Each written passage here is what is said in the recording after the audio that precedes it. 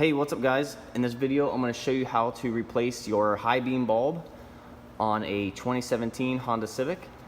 Your high beam bulb is the bulb here in the center that's closest to the grill, and that is the bulb that comes on when you turn your brights on. You can get replacement bulbs at any auto parts store, or you can even get them on Amazon. The bulb you're going to need is a Sylvania 9005.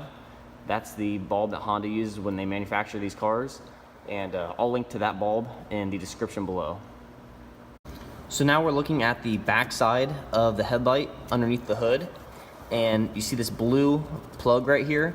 That is the plug to the high beam. First thing you want to do is push this clip on the end, push it in, and then once you see it raise up, you want to pull back on the clip and get that out of the way, and then grab the plug and you want to turn it counterclockwise and then wiggle it and just pull it straight out.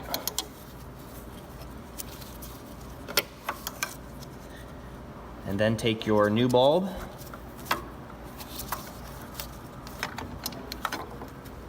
and twist it and get it to where it inserts into those grooves, and then turn it clockwise and you'll hear that click, and that means it's seated in.